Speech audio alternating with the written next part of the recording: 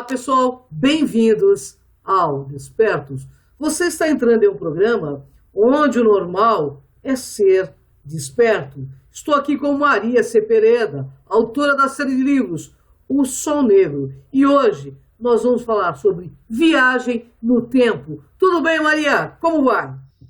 Olá, Cris, olá a todos. É um prazer estar aqui com vocês num assunto bacana como esses, mas eu vou tentar, como sempre, facilitá-lo o máximo que eu puder. Esse assunto foi pedido por vários fãs da Cris já nas páginas dela, no canal do YouTube, então eu demorei um pouquinho para gravar, por causa de um monte de coisas, mas eu vou falar da viagem no tempo de uma maneira fácil de compreender, ok? E sobre vários ângulos, como sempre. É com você, Cris. Maria, antes de fazer perguntas mais profundas, eu vou começar por essa, tá? O que é e como o nosso cérebro percebe o tempo? Eu vou chamar uma pessoa muito especial aqui para falar sobre como o nosso cérebro percebe o tempo. Então, antes dela entrar, eu vou explicar uma coisa que foi feita uma experiência onde os voluntários se jogavam de costas em uma rede de contenção, essas típicas de circo, né, onde os trapezistas se atiram e caem de costas com segurança. Então, as pessoas que estavam no estudo tinham que dizer mais ou menos o número de segundos que eles demoravam de cair, para cair de costas na rede de contenção.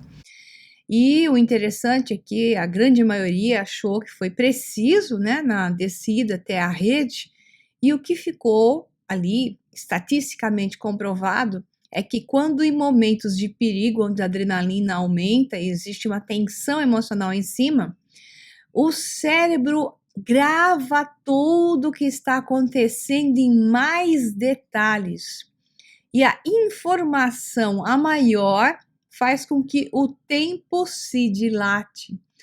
Para eles, a visão do tempo era maior. É como se eles estivessem caindo em slow motion, né? Então, eles davam um número de segundos maior do que o do relógio. Isso foi no geral. Isso prova que é um truque da mente. O cérebro grava tudo em momentos de estresse, momentos de tensão, o máximo de informação possível. E informação é energia. E esse processo faz com que a dilatação do tempo aumente, porque para gravar informação, você precisa de espaço. É como quando você coloca informação no HD do seu computador, você precisa de um HD com mais gigas, né? Se você tiver muita informação. É a mesma coisa o cérebro. Portanto, a realidade que nós percebemos, ela é totalmente dependente desse processo de gravação de informação. Por isso que quando você está com atenção plena sobre alguma coisa que te chama atenção, ou que você realmente tem grande entusiasmo a respeito, você sente o tempo passar mais vagarosamente, porque o seu cérebro está capturando tudo que é informação. O estado meditativo prova isso. O tempo passa mais vagarosamente quando você coloca a sua atenção sobre algo, porque em estado, né, além do estado beta, que é o estado de atenção, no estado alfa, por exemplo, já de imediato, você começa a gravar mais informações. Por isso que as pessoas recebem muitas inspirações durante estados meditativos, que não precisa só estar lá com as perninhas cruzadas falando om, basta você estar no estado de relaxamento e concentração, até trabalhando, você consegue estar entre beta e alfa, e nesse momento, com entusiasmo sobre algo e atenção plena, o tempo parece ir mais devagar. É assim que funciona o nosso cérebro e a percepção do tempo, já diz a palavra, é percepção. O tempo é uma variável que não existe, portanto, ela só é uma forma de explicar como a matéria sai do ponto A até o ponto B. Portanto, o tempo depende do espaço. E o espaço, quem define, é a matéria. Então, já está explicado como uma das questões de viagem no tempo ocorre, que é a percepção. Então, eu vou deixar agora a Peredinha vir aqui para vocês explicar uma outra forma de você avaliar isso e também tem a ver com o cérebro. Agora é com você, Peredinha. Depois eu volto. Viagem mental no tempo. Em dezembro de 2010, a comunidade física online phys.org publicou uma matéria sobre uma pesquisa que examinou a cronestesia, ou a capacidade do cérebro para viajar mentalmente para frente e para trás no tempo. Essa atividade, dizem os cientistas, nos permite lembrar do passado, visualizar o futuro e viajar mentalmente no tempo subjetivo. São palavras deles, não nossas. Os pesquisadores incluíam Lars Nyberg, da Universidade Umeå, na Suécia, e Del Tuving, da Universidade de Toronto, em Ontário, que definiram, junto com outros colegas, que a viagem mental no tempo consistia em dois conjuntos independentes de processos. Aqueles que determinam os conteúdos de qualquer ato de viagem, o que acontece, quem são os atores e onde ocorre a ação, como se você estivesse assistindo a um filme em uma tela, e aqueles que determinam o momento subjetivo do tempo durante o qual a ação ocorre, como passado, presente e futuro. Tuving declarou que na neurociência cognitiva sabemos alguma coisa, relativamente falando, sobre espaço percebido, lembrado, conhecido e imaginado. No entanto, não sabemos essencialmente nada sobre tempo percebido, lembrado, conhecido e imaginado. A pergunta que eles esperavam responder era essa: quando você se lembra de algo que fez, digamos, na noite passada, você não está ciente apenas do que aconteceu, mas também de que estava lá, observando no momento em que aconteceu. Mas como você sabe que isso aconteceu em um momento diferente do agora? Eles foram capazes de localizar com precisão que a atividade especificamente cerebral era diferente quando envolvia pensamentos sobre o passado e o futuro em comparação com o presente, mas a atividade cerebral era muito semelhante quando envolvia pensamentos sobre tudo que estava contido nos próprios tempos não presentes, passado imaginado, passado real, futuro imaginado. Os resultados mostram que o tempo mental é um produto do cérebro humano e é diferente do tempo externo que chamamos de tempo subjetivo, medido em relógios e calendários. A cronestesia, então, é uma forma de consciência que nos permite pensar sobre o tempo subjetivo e viajar mentalmente nele. Pense a respeito do tempo médio que passamos refletindo sobre o passado ou nos perguntando sobre o futuro, e será fácil reconhecer como a percepção do tempo pode modelar o tempo, pelo menos em nossa consciência pessoal e subjetiva. Pense também quão precisas são as memórias que temos do nosso passado. Vemos que a percepção pode até mesmo construir a maneira como experimentamos o tempo. Usamos de fato essas memórias, mesmo que possam ser imprecisas, para visualizar cenários futuros de nossa vida, sem perceber que a memória volta para nós em fragmentos e pedaços, e não em geral como a figura completa. Criamos uma narrativa baseada nesses fragmentos e memórias e impressões do passado para interpretar e responder ao nosso presente e criar uma visão antecipada de nosso futuro. E tudo isso pode estar baseado em coisas que realmente nunca aconteceram dessa maneira no tempo objetivo. Nossa visão de mundo pode muito bem estar mais estruturada sobre nossa experiência do tempo subjetivo. Maria, viagem no tempo é possível? O que a ciência oficial diz sobre isso?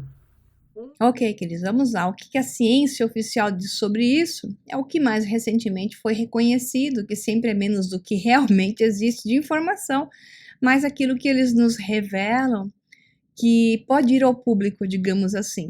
Com certeza, muito mais além do que isso, já existe de conhecimento que fica em black projects e não para o conhecimento do público em geral. Então, vamos lá para a pesquisa do público em geral, né?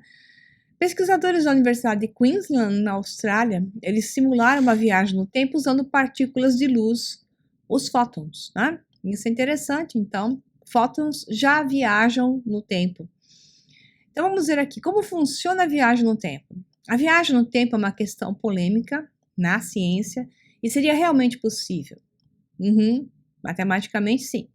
Físicos e filósofos tendem a acreditar, alguns deles, que não, e outros dizem que sim, como aconteceu com as partículas dos fótons, né? Que foram oficialmente transportados no tempo. Mas existe essa descrença, principalmente pelo paradoxo descoberto por Kurt Gödel em 1949, conhecido como paradoxo dos avós. Depois eu explico isso na ciência não oficial, né? Onde um viajante do tempo poderia impedir seus avós de se conhecerem, evitando assim seu próprio nascimento. Esse é o paradoxo que existia em 49, porque a versão das realidades paralelas ainda não existiu. Hoje se sabe muito bem, dentro da ciência, claro que não provado, mas isso é, como eu digo, matematicamente possível, que existem várias realidades paralelas. Quando alguém volta no tempo, ele volta no tempo para matar sua vovó, mas mata uma versão alternada. Ele sempre vai em uma versão alternada. Nunca vai voltar na realidade oficialmente daquela que originou você, porque é impossível, porque a pergunta é qual você, porque existem várias alternativas de você mesmo, são suas cópias, que vivem em realidades alternadas, praticamente idênticas às suas. Quando alguém volta no tempo, volta em mais uma realidade alternada.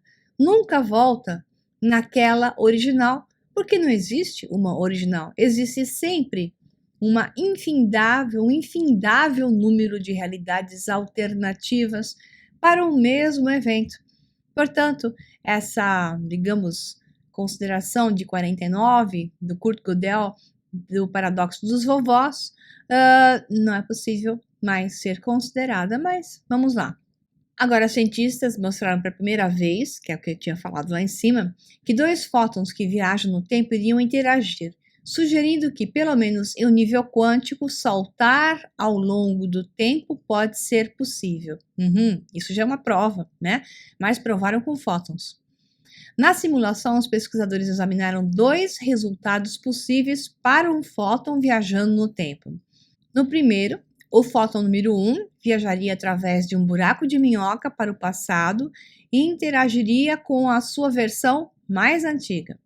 No segundo, o fóton 2 viaja através do espaço-tempo normal, mas interage com um fóton que está preso em um loop que viaja no tempo através de um buraco de minhoca, conhecido como curva fechada de tipo tempo. Esse estudo mostra que a viagem no tempo é possível em um nível quântico, o que se refere às menores partículas que podem existir de forma independente, como os fótons. Se essa mesma simulação é possível para partículas maiores ou grupos de partículas, tais como átomos, ainda nós não sabemos, como eu disse, na ciência oficial. Vamos olhar para um outro ângulo aqui, que é Einstein versus a mecânica quântica. Em 1991, foi previsto pela primeira vez que a viagem no tempo seria possível no mundo quântico. E as realidades paralelas, elas estão consideradas exatamente no mundo quântico. Voltando aqui, porque as partículas quânticas se comportam de maneira quase totalmente diferente dos outros reinos da física. A questão da viagem no tempo liga duas das nossas teorias físicas mais bem-sucedidas ainda incompatíveis, a relatividade geral de Einstein e a mecânica quântica, disse Martin Ringbauer, da Escola de Matemática e Física da Universidade de Queensland, Austrália. A teoria de Einstein descreve o mundo na escala muito grande de estrelas e galáxias, enquanto que a mecânica quântica é uma excelente descrição do mundo da pequena escala de átomos e moléculas, micro e macrocosmos. A teoria de Einstein sugere a possibilidade de viajar para trás no tempo, seguindo um caminho de espaço-tempo que retorna ao ponto de partida no espaço em uma curva fechada de tipo tempo. No entanto, essa ideia causa o paradoxo dos avós, né? Se você considerasse o tempo linear, sim, né? Só que o tempo não é linear, o tempo é quântico. A realidade não é linear, a realidade é quântica, né? Daí que é o erro do passado para o futuro, nossa situação presente agora. A viagem no tempo no mundo quântico poderia evitar esse contrassenso do paradoxo dos vovós. Então, as propriedades de partículas quânticas são difusas ou incertas, de modo que lhes dá espaço de manobra suficiente para evitar situações de viagem no tempo inconsistente, disse Tim Rolfe, professor de física da Universidade de Queensland. Exemplos das possibilidades intrigantes na presença de curvas fechadas incluem a violação do princípio da incerteza de Heisenberg, a criptografia quântica e a clonagem de estados quânticos. O Dr. Ron Mallett, que é um físico teórico da Universidade de Connecticut, desde criança sonhava com a história da máquina do tempo, criada naquela história de H.G. Wells. Ele tinha até uma miniatura daquela famosa máquina do tempo, que tinha uma cadeirinha e ela dava giros, né? E subia no tempo. Então, para ele, aquilo lá não era uma fantasia, ele achava que era possível. E por causa disso, ele estudou física na universidade com interesse especial em buracos negros. Ele imaginou que a compreensão sobre buracos negros poderia ajudá-lo a entender a viagem no tempo. Ele está certíssimo, né? Na época, os buracos negros foram considerados loucura. Imagina, coitadinho. Mas pelo menos eram uma loucura legítima, disse Mallett. Viagem no tempo, por outro lado, era considerado loucura louca. Nossa, ele deve ter sofrido muito com isso. Eu usava os buracos negros como desculpa, disse ele com uma risada, porque ele estudava os buracos negros, mas o objetivo dele era viagem no tempo. Naquela época, quando ele era jovem, falar sobre isso era metralhadora na certa. Portanto, ele escondia a história, deu para entender, né? Albert Einstein descreveu o tempo como uma quarta dimensão. E ele disse que o tempo e o espaço são ligados. Portanto, os físicos falam de espaço-tempo. O termo certo é matriz de espaço-tempo, okay? Ou campo de espaço-tempo. Disse que espaço-tempos fazem curvas e reviravoltas em torno de buracos negros rotativos. Exatamente. Isso é bem moderno. Mallett se perguntou se era possível reproduzir essas condições aqui na Terra. Duas coincidências o ajudaram a descobrir como, porque ele, na verdade, conseguiu uma grande premiação com relação a esse assunto, porque ele provou matematicamente que é possível. Quando Mallett se formou na faculdade, ele queria iniciar sua pesquisa de imediato, mas era uma época de repressão e as faculdades não estavam contratando de imediato. Ele acabou trabalhando com lasers e aprendendo sobre as capacidades de corte para o mundo industrial, né? Depois de 2 anos nesse trabalho, ele conseguiu o emprego que desejava inicialmente na Universidade de Connecticut. Para entender o progresso de sua pesquisa, é preciso compreender 2 teorias de Einstein. Então, vamos lá.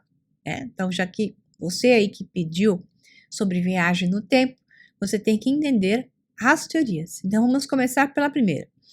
De acordo com a teoria da relatividade especial de Einstein, o tempo é afetado pela velocidade.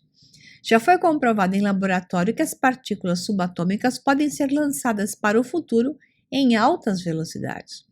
Um acelerador foi usado em partículas que se acredita terem se desintegrado após um determinado período de tempo. Então, as partículas aparecem no futuro, em um estado jovem. Interessante isso, né? Sem se desintegrarem da forma como habitualmente acontece. Se a gente puder ir para o futuro e ficar mais jovem, né?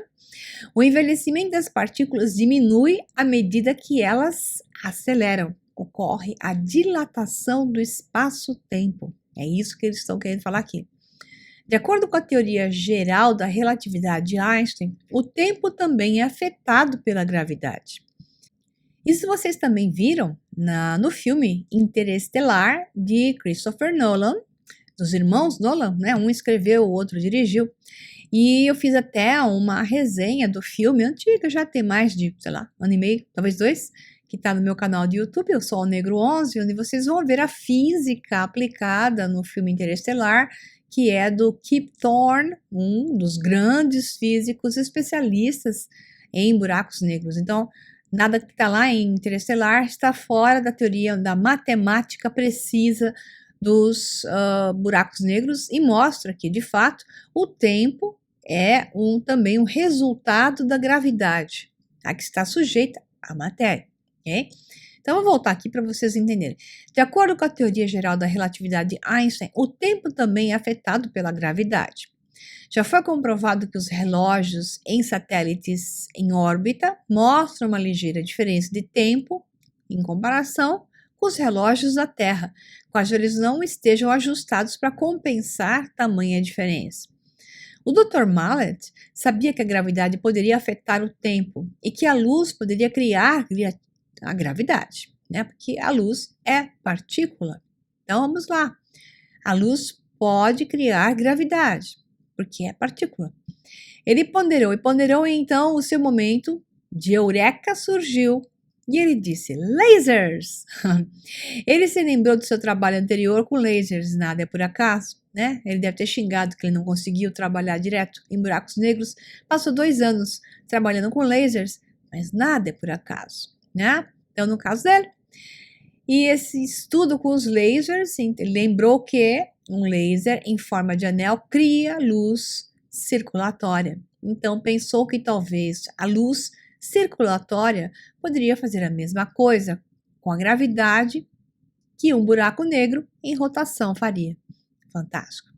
Ele se perguntou se um laser em forma de anel poderia ser usado para torcer espaços-tempo em um loop, indo do presente ao futuro e de volta ao passado.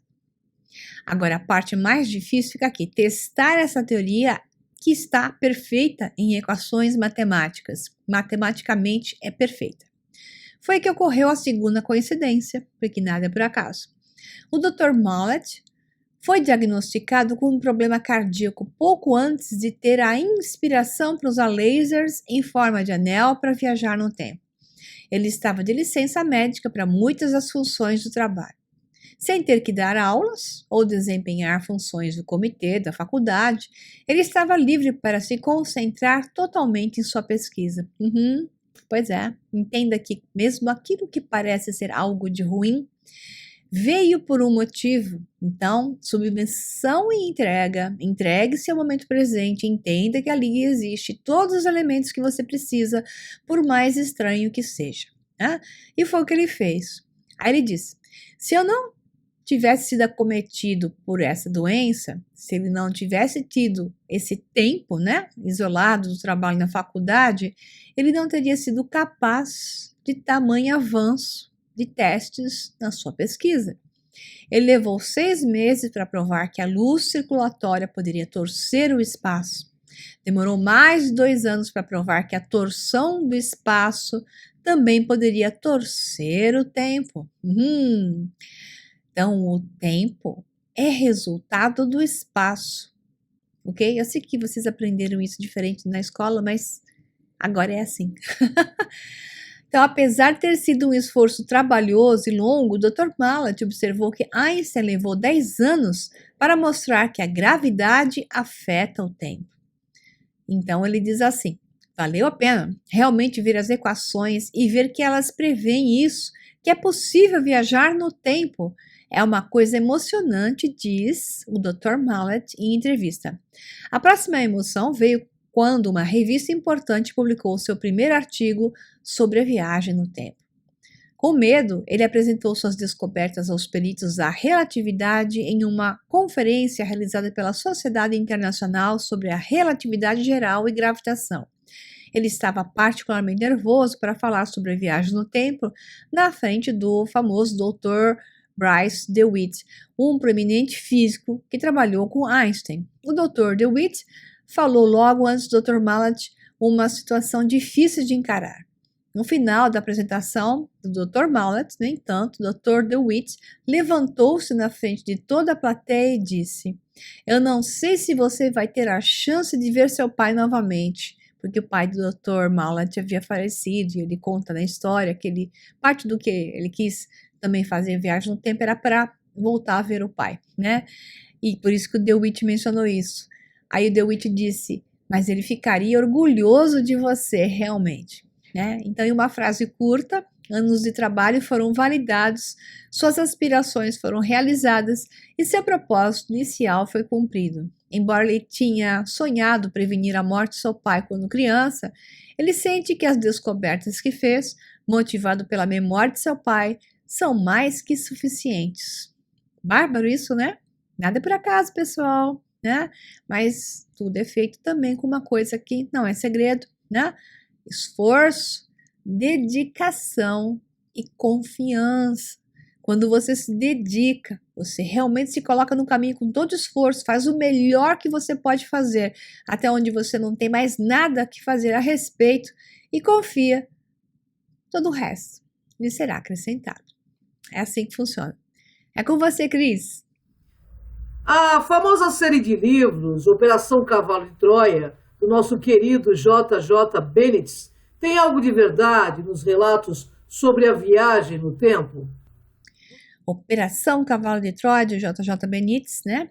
J.J. Benítez, de fato, conta a história como se fosse verdadeira. A narração do Benítez é como se ela fosse verdadeira.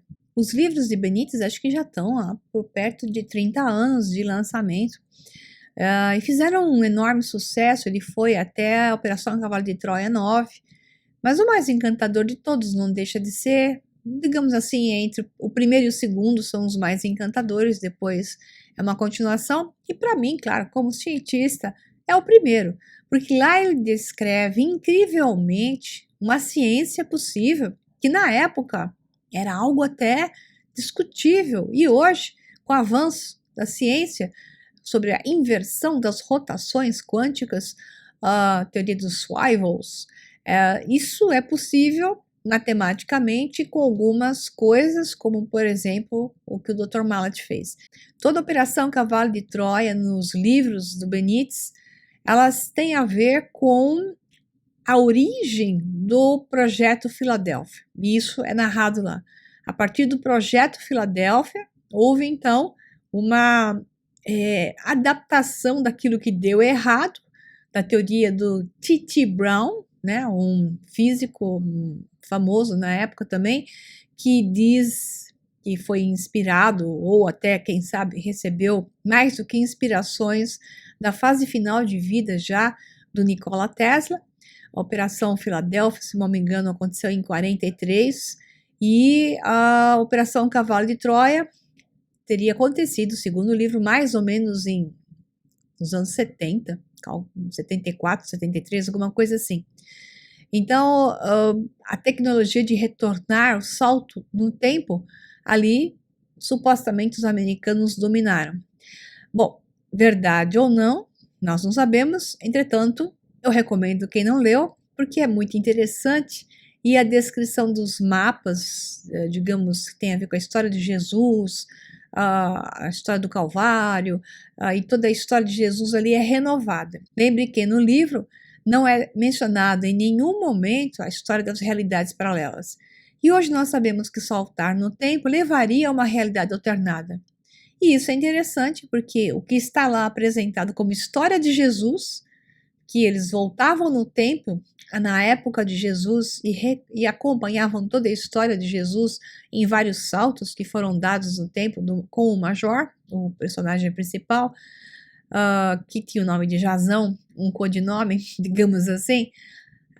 Nunca em nenhum momento eles falaram em realidade paralela, mas nitidamente eram realidades paralelas porque as histórias não batem com as histórias bíblicas, que nós sabemos que a maior parte da história bíblica é inventada, alterada, manipulada de um ser que provavelmente existiu, mas que a história foi totalmente alterada nos anos 30 após sua morte para poder construir uma igreja com fins políticos e econômicos. Mas, de qualquer forma, É interessantíssimo, é a Operação Cavalo de Troia e eu recomendo.